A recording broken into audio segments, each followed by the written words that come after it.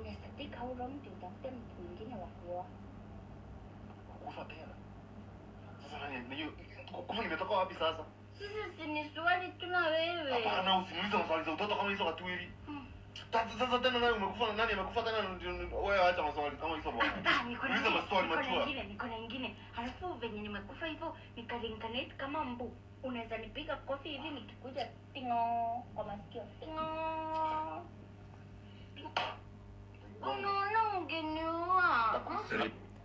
Okay, so this is some of the videos they do, like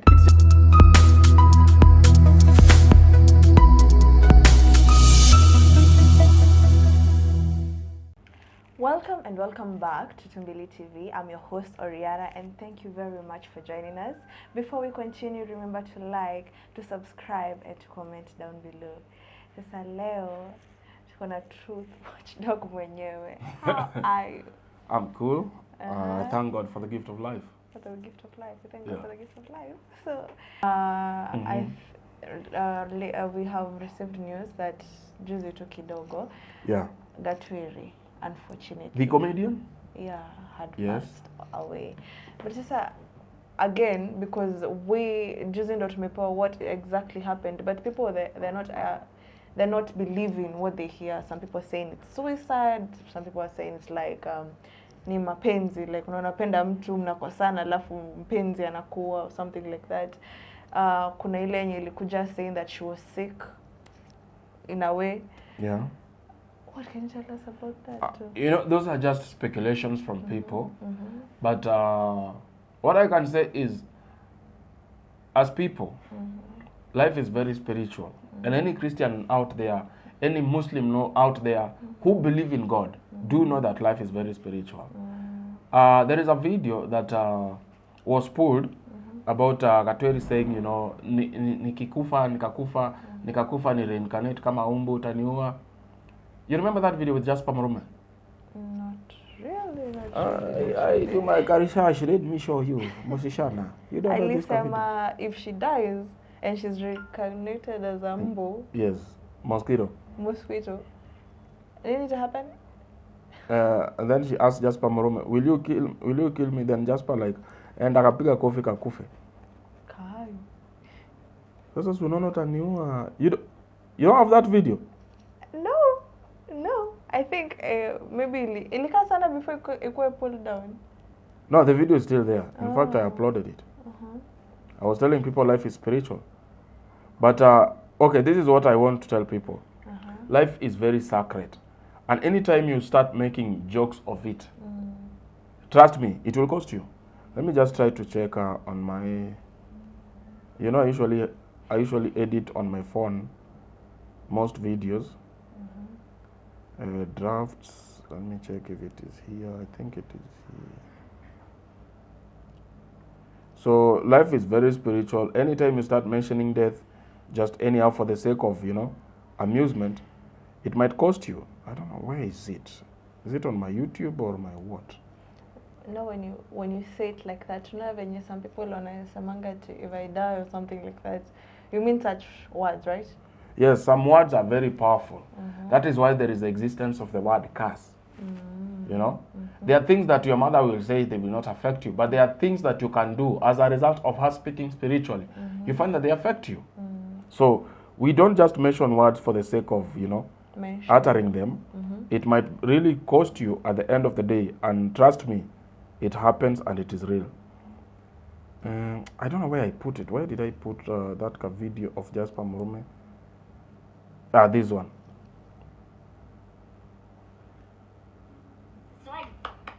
Nikakufa sahi, unasadika au mtu utafute mtu mwingine wa kuoa. Kufa tena. Sasa nani kufa nimetoka wapi sasa? Nikakufa sahi, unasadika au mtu utafute mtu mwingine wa kuoa. Kufa tena. Sasa nani kufa nimetoka wapi sasa? Sisi ni swali tu na wewe. Hapana, usiniulize maswali za utoto kama hizo Gatwiri. Sasa tena nani amekufa tena wewe acha maswali kama hizo bwana. Niulize maswali machua. Niko na nyingine. Halafu venye nimekufa hivyo nikarinkanate kama mbu. unaweza nipiga kofi hivi nikikuja tingo kwa masikio. Tingo. Unaona ungeniua. Okay. So this is some of the videos they do, like it's just comedy. But some words are very powerful. Let me tell you. Very powerful to the extent that even the religious leaders don't talk about them. If we have heaven that is awaiting for us, then why don't they preach about you dying as a holy person? Yeah, you know, you have been forgiven, then you can die. Why don't they also, because, you know, you can't tell me of praying for me and healing me. And, you know, God will accept my soul because you've prayed for me. Why don't you pray for yourself and die, go to heaven? You understand? Yeah. So some words are very powerful that even if you hear small kids talk of them, you have to rebuke them and tell them, stop. Acha kuambia mwingine atakufa, acha kuambia mama atakufa. Stop. Umeelewa? Yeah. So that they understand the power of these words. They are not just words as per se, but some words are so powerful. Like just I speak life. You can also speak death. Understand? Yeah. I speak progress. I speak retrogressive. So you have to be very careful. Such things is more spiritually connected, and you find in one way or another, these spiritual words manifest. So inaweza kuwa yes, probably alikuwa poisoned. I can't rule that out, especially if I see a medical report. What I see is a post. That's a post. So I cannot pick anything from there. It's just a post. But if I see medical reports, this is what they have investigated. Maybe in the intestines, this is what they found. The stuffed nose, the mouth, and blah, blah, blah. Probably I would say, okay, now this is what we go with. But for now, it's just speculations from people. You know, when people lose someone, they are so much frustrated. They want answers, they want reasons, they want explanation. So you find as a result, they keep on just pointing fingers anywhere they could find a meaning or anything. So yeah. Okay. Yeah, now you're so much into the religious part. Mbona hujafikiria kuwa pastor? Many people tell me that. Many people tell me that. I would like to be a pastor, but not this side of the pastors. I'd like to be a very real person. Yani to the extent nikwambia unajua ukitoa tithe, bro, tunatafuta kiwanja ya kujenga church, okay? Lakini pia mimi na familia. Lazima kuna ujue tu tithe yako itakuwa inashughulikia mtumishi wa Mungu. Hakuna pale mimi naenda kukutana na Mungu kwa kona na mwambia ndio hizi. Hizi menipea na ziweka kwa bank, zinatumika kwa church, zinatumika kwa project za church, tunasomesha sana mimi I like education so much. Yeah.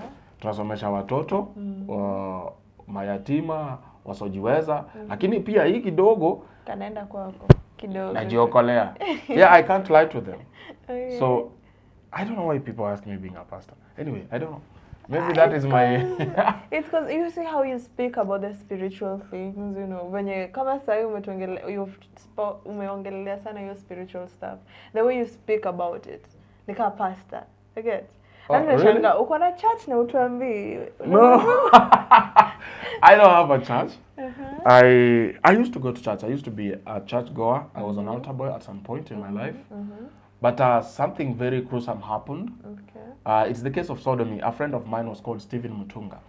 Was sodomized by a Catholic priest at St. Michael's Langata. Wow. So, and we were altar boys, the two of us. Now, something very bad happened. About a year, because we used to go to school together. About a year, Stephen committed suicide. Okay? Yeah. And that thing to date has affected me so much. I did not stop to go to church because, you know, when you come from a very strict family of strict parent, I have been raised by a single dad. We were being beaten, you know, missing out the church you can't. So I used to go to church. Yes, it was a must attend the church. I attended the church the longest, but when I joined the university, I was like, you know, bro, hii church unaweza ienda pia. But I used to come out of the house like I'm going to church, then I go do my things, maybe watch movie, ama ngojea football, then later come, unagombanishwa kidogo. But I stopped going to church when now I became a teacher. because I saw the real kids. I was in a very good school. It's an international school. It's called Emanuela Mazzola. Italy, Kenyan fused kind of education. Yeah. So the priests there are offering what do you call this, bursaries, like for students. But now the ones who are given the bursaries, they lie to the priests and they bring their relatives instead of the kids. Oh, okay. So I felt so bad. I saw the church is so much duped, and there is selection sometimes even with the same priests. And I said, no, enough of this shit. So I'm going to speak the truth about God, and I'm not going to hide behind anything called religion. Religion is man-made. Okay. Yes, it's all man-made. Muslim is man-made. Catholic, Protestants is all man-made. There is no church that that Jesus attended to. There is no mosque that Jesus attended to. In fact, he was preaching as he goes by. He was not staying in one area so that I can collect offerings and tithe here. He was moving. So every church, if it's a real church, I would challenge them. Be a moving church, not opening branches. Okay. Yep. And if you were to submit any speculation kidogo, if you were to open a church, ungeitaje, like your church, you are the pastor sasa, ungeitaje? Truth of God. Ningeita hivyo. Truth of God. Wow. Truth of God. Yes, Truth I would of just God. call You it were that. Yes. And it's not a church. I wouldn't add the church. The church thing makes me part of them. What would you add up kwa church basi? Truth of God gathering. Just like that. So we come, tell the truth. Blow it out there. Ukituchukia sawa, ukitupenda pia ni sawa, because religion ina mislead us. Let me tell you, my dear, there is nothing that is dividing the world like religion. Politics is just a portion, but everything behind it is religion.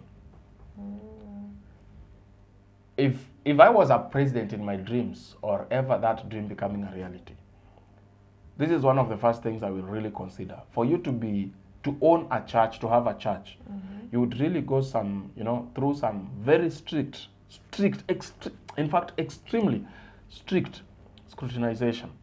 Like what? Like you really have to know what you want to serve the people. You want to be a sheikh.